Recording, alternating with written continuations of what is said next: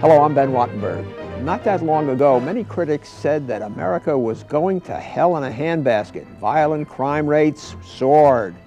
Welfare rolls soared. Illegitimacy rates soared.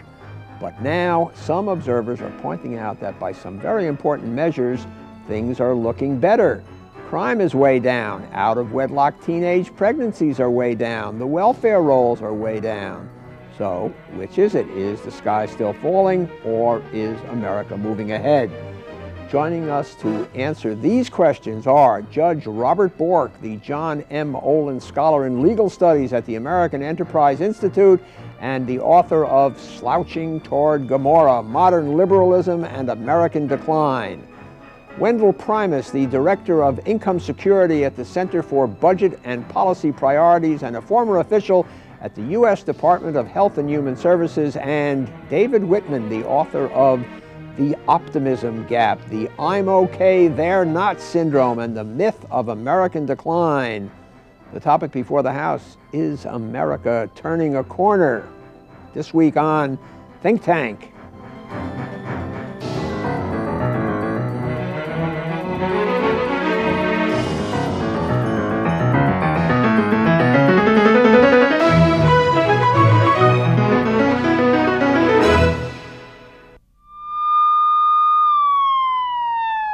It's easy to look at the dark side of what's been going on in America. Television and newspapers bombard us with horror stories about crime, crumbling housing, poverty, and neglect. Bad news sells better. But a recent issue of the American Enterprise magazine asked an interesting question: is America turning a corner? And judging from the data presented, the answer seems to be yes. On crime, while America still has more crime than it did 50 years ago, the numbers seem to be clearly moving in a positive direction. Violent crimes have declined substantially since 1990. So have property crimes. Why? Lots of reasons. Certainly, a healthy economy helps. And so probably does an increase in the length of prison sentences. A thug in prison cannot mug, murder, or steal. Criminals may be deterred by longer prison terms. There's a pretty good correlation. Welfare. The percentage of Americans on welfare has dropped substantially in recent years as states started pushing for welfare-to-work programs. The decline accelerated in 1996 when the Congress passed and President Clinton signed a comprehensive reform bill ending welfare as we knew it. Illegitimacy. Teenage births, mostly out of wedlock, have been dropping, particularly for blacks. The American Enterprise issue goes on to cite favorable downward trends in teen drinking, suicides, poverty, and divorce. There are also positive data on moral questions, charitable giving, religious belief, and even teens going to church. Are these numbers an aberration, or are the trends for real? David Whitman, why don't you drive this bus for the beginning of the journey and tell us the thesis of your book. We've seen these data from this American Enterprise magazine. Give us in this capsule form what your take is. What I look at is the progress of the nation over the last quarter century. And I find that not in every respect, but in the most important respects, life is a lot better today in America than it was 25 years ago. There's less violent crime, there's much less property crime, which accounts for the bulk of all crime. People live longer, people are more likely to graduate from high school. Scholastic achievement has edged up a little bit, not very much. There's more opportunity for minorities, there's more opportunity for women. There is surprisingly little evidence, I think, of real moral decline in the country. At the same time, I think that many people don't see the nation as a nation that is progressing. They see it as a nation in decline. And I think one of the reasons why people feel this way is because there's this I'm okay, they're not syndrome. People think that in their own lives, in their own communities, their local public school is doing a good job, their congressional representative is okay, their block that they live on is safe from violent crime, their drinking water is clean. But if you ask people these same questions about institutions elsewhere in the country, the state of Congress, the state of the family per se, what's happening with violent crime, then people are extremely gloomy and really see the country falling apart. Wendell, Primus, how could you possibly disagree with anything that David Whitman just said? Well, I think America has turned the corner a bit, but we better pray that it continues to turn the corner. I think we have some of these indicators, like black homicide rate, have a long ways to go to get back to their troughs. Homicide rates are still very high. Poverty is still very high in this country. I don't see any reason why it should be around 13, 14%. We ought to have a lower poverty rate. So I think each of these indicators are a function of a whole bunch of policy changes, changes in values, and it's hard to parse out exactly what is driving a particular indicator down at this particular point. I think the out-of-wedlock childbearing, you know, that's a very mild change. I think the fact that welfare rolls are coming down as far as they have is not necessarily good, because we're not taking as many children out of poverty by our government programs now as we used to be. Okay. Bob Bork, you have a problem with David Whitman saying everything's getting better since the 1970s? Author of Not everything. No, most everything. aspects. That's what I would say. No, well, the charts in the... your book is, the one we're referring to is called Slouching Toward Gomorrah. Yeah, it's an upbeat title, as It's you can tell. upbeat title. Yeah, right. So what's your problem? My problem is, if you look at all the indicators, the indicators of social pathology soared since the 1960s. Now we have moderate to slight declines in those indicators. We're still way above where we were in the 50s, say, in terms of violent crime, in terms of abortions, in terms of births out of wedlock, marriage, stability of marriage, and so forth. Maybe that declines will continue, but there's no guarantee of that, and we're still living at an unprecedented level of social pathology compared with the 50s and earlier. Well, I mean, if you take what Bork says and Whitman says, they are not necessarily contradictory. In other words, we're saying there was this rise in social pathology, and it goes from here to here, and now it's come down to here, and you're saying, well, it's not enough, it's still higher than it was, and you're saying, that, or I'm saying, I don't know about you, David, about that, look, crime has come down for 7 straight years, violent crime. I mean, that is not, the teenage pregnancy rate, particularly the black teenage pregnancy rate, has come down for 7 straight years, and it's dropped by 20%, the black teenage pregnancy rate. That is not a small little ripple. The drop in crime isn't small either. There are 2 ways of measuring crime, as you know. One is to look at the official crime rate, which reflects only crimes that are reported to law enforcement agencies. The other way is to look at these very large criminal victimization surveys that are done by the Justice Department every year since 1973. They survey over 100,000 people a year.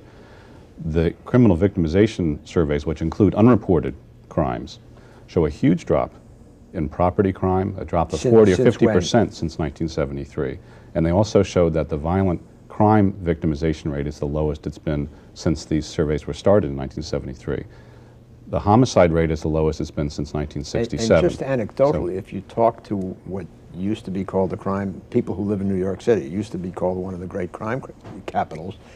A lot of it is highly politicized, giving praise to Mayor Giuliani, but everybody says, gee, you can walk out in the street again.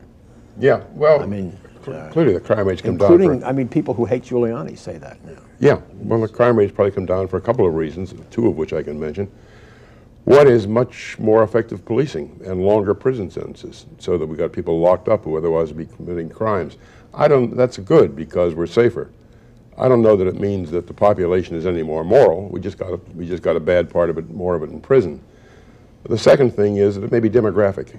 You know, most crime is committed, violent crime is committed by young males. They are not as large a part of the population as they were, but there is a boomlet coming along.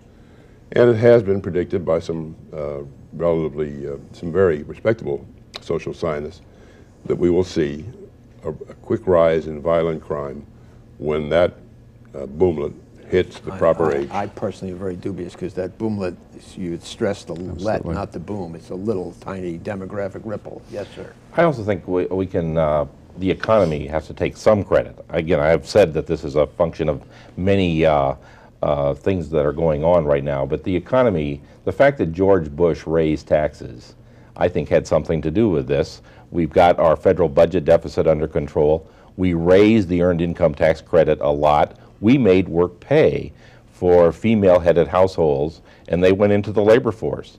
Studies after study has shown that. So I think we've made work pay a lot more at the bottom, and that has had something to do with it. But Wendell, Primus, you were on this program denouncing the Welfare Reform Act of 1996. This was a couple of years ago when you had just left the Clinton administration, as I recall it, in protest of that legislation, and now you're saying, hey, we really made welfare to work. Now, you have a good memory, Ben. I have a very good memory. That's but right. These trends started in the late 80s, early 90s, these moderate declines. That is exactly the time when Congress and the Republican administrations at that time put together some enormous increases in benefits for the working poor. The earned income tax credit. We also took the percentage of children getting Medicaid up 30–40%. This last recession, the recession of 90, we had our safety net working much better than we had in the recession of the early 1980s. So from the period from 1988 to about 1996, we were doing better. I'm sure Bob Bork would agree that the Bush tax cuts really set in motion a wonderful chain of events. It did. It changed my vote. It may be that, as Wendell says, that a couple of years from now, this welfare reform will prove very problematic. But at the moment, the results are pretty good. There has not been an increase in childhood poverty, and there's been a phenomenal decrease in the welfare rolls. I guess I want to say three things, Ben. One is, I think it is a healthy economy, but it's also what we've done in terms of policy for low-income Americans. One of the things that the AI magazine doesn't say is, for the first time in our history, we have more paternities established than there were out-of-wedlock childbirths last year. In other words, we have made a legal connection between the father and the child. There's a huge backlog, and that's the reason why the rate for 1 year can exceed the number of births in 1 year. But that was because local communities started establishing paternity in the hospital. That was picked up at the national level, and there's been kind of a quiet revolution saying we ought to make fathers more responsible for their children. So that's a combination of changes at the local level, reinforced by a national policy that said we're going to penalize states for not getting that paternity rate up. In terms of this Welfare Reform Act, I think the prime aspect of it, the time limits, really hasn't taken effect yet. Wendell raises an interesting point about all of this, which is all of these social problems were supposed to be, quote, intractable. I mean, there wasn't anything we really could, a police chief could really do about violent crime. There wasn't really anything you could do about welfare dependency. And there wasn't really anything you could do about teen pregnancy. All of these things have started to come down. In some cases, for example, in New York City, the reduction in violent crime has been very abrupt. It's happened in the space of 3 or 4 years. And the question this raises is, maybe we can do something about them. We don't know exactly why all of these things are changing. But demonstrated the tractability of intractable problems. They're more tractable, than we thought. Well, yeah, except here is Mr. Gomorrah here, Professor Gomorrah, who's... I'm relatively cheerful. Go ahead. No, I understand. who is saying that there's a whole other axis to look at, which is the moral decay axis, and Judge, present the case. It's interesting because you do see noted commentators saying that they've done surveys and the American people have become enormously relativistic in their morals.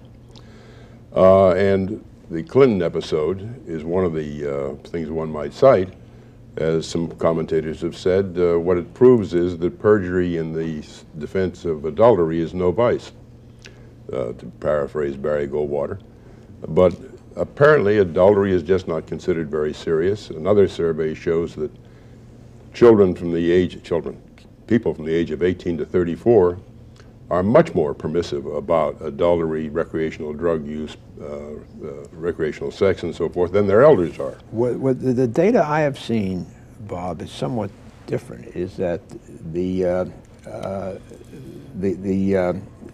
Americans say much more than they used to that premarital sex is Right. okay, but you still have a very high and very constant level of people saying adultery is wrong. You know, there's this old adage that in times of confusion, you turn off the sound and you watch the picture. And if you watch the picture of how Americans behave, I don't think you're going to see a lot more immoral behavior than you did 25 years ago. I think if people in their private lives think women think if their husband was out as a serial adulterer, that would be a serious problem. And I don't think they would be brushing it off. So I think in their private lives, people are still applying standards in a fairly rigorous way that they may not in Bob, Well, they don't apply to others. They're not judgmental about others. Well, I know, but you say that they are relativistic or not judgmental. I mean, the other word for that, Alan Wolf's new book, I mean, he says the American people are unusually tolerant.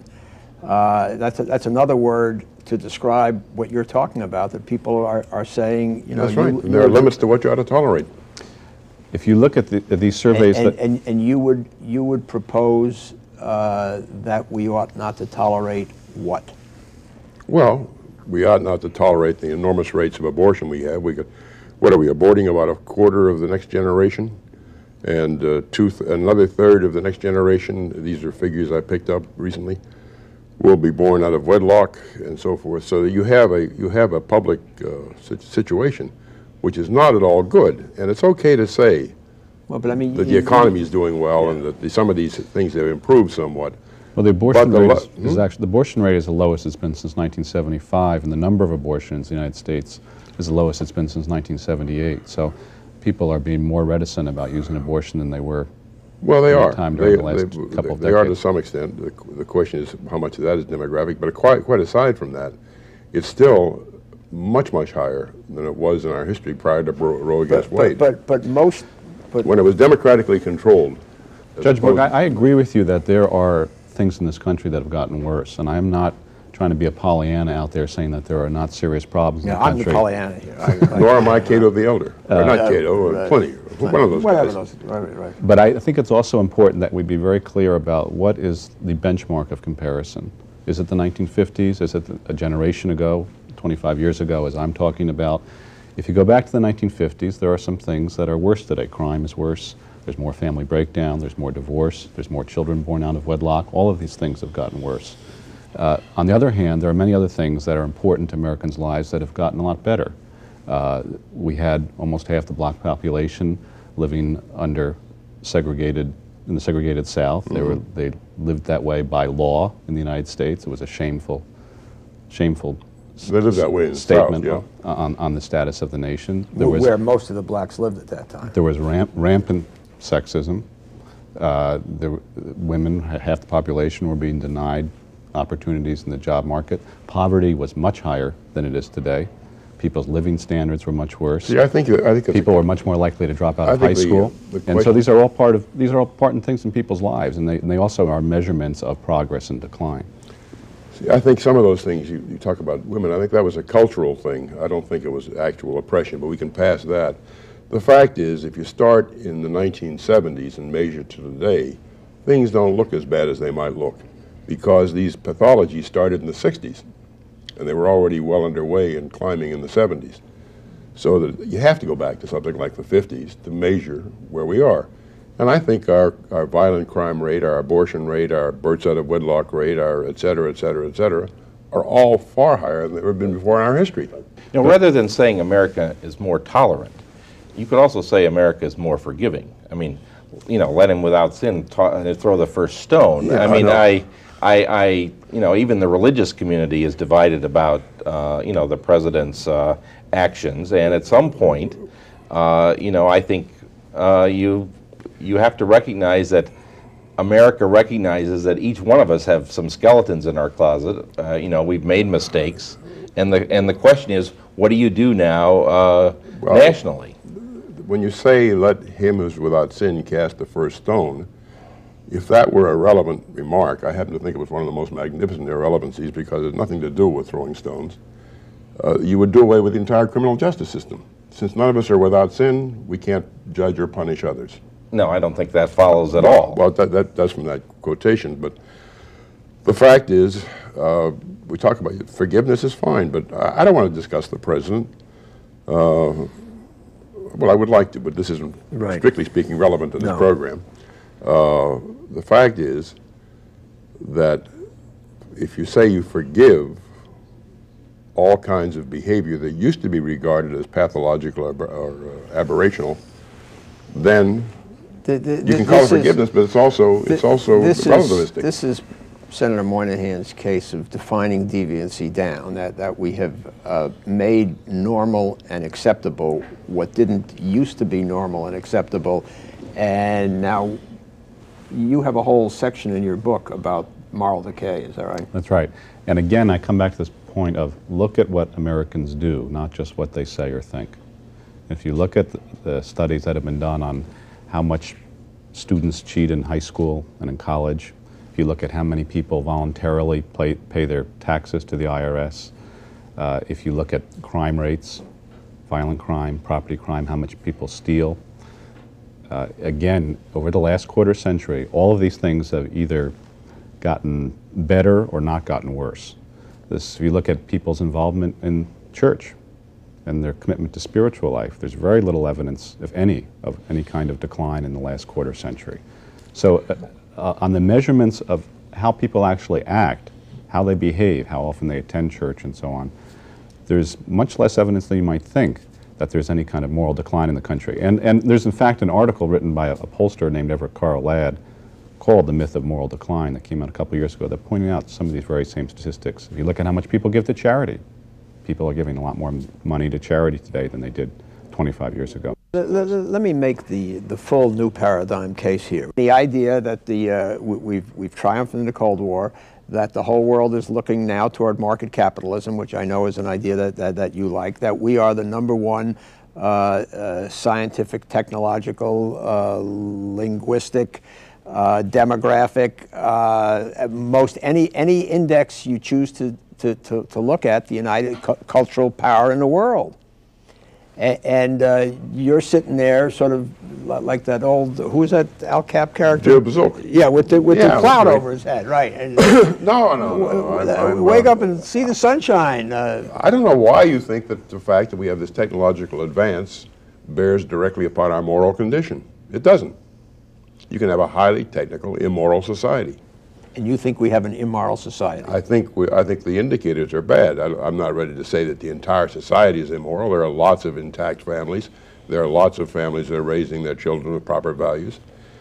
I think the trends have been unfortunate for the last 30 or 40 years, since the 60s. And I think the recent corrections, which are by no means take us back to where we were, are hopeful, but only hopeful.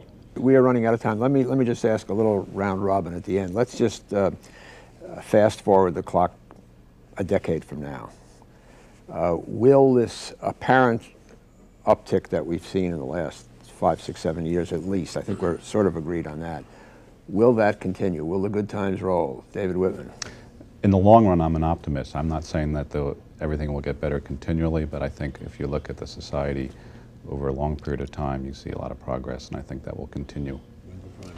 I guess I'm basically where David is, although I think we're going to have to come back and revisit the Welfare Act. I think we're going to find some not so good things as a result of that. But I'm generally optimistic, and I think what we're doing right now for young dads and changing our culture there is very good. And you think that it's been the government that's been a principal agent, or one principal agent of this transformation? Part of it, yes. I think it depends entirely upon whether there's a religious revival. I think the ultimate moral health of the society will depend upon that. And that doesn't mean church-going just. It means a religion which is not therapeutic for the individual, but which sets external standards that people are intended to live by, and people accept that. If that happens, we will have a long-term regeneration of moral values. If it doesn't happen, I don't think we will. We have had several mass religious revivals in American history, is that right? Yeah, there were 3. There's an argument about whether there's a 4th now or not.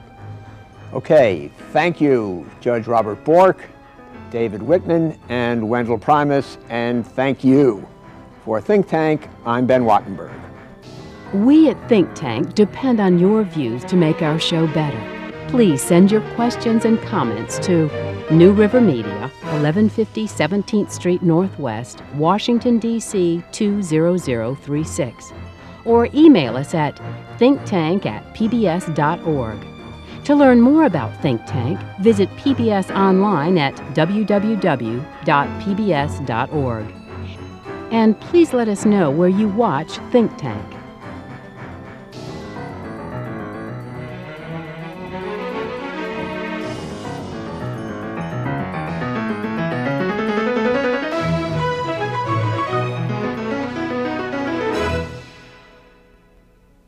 This has been a production of BJW Incorporated in association with New River Media, which are solely responsible for its content.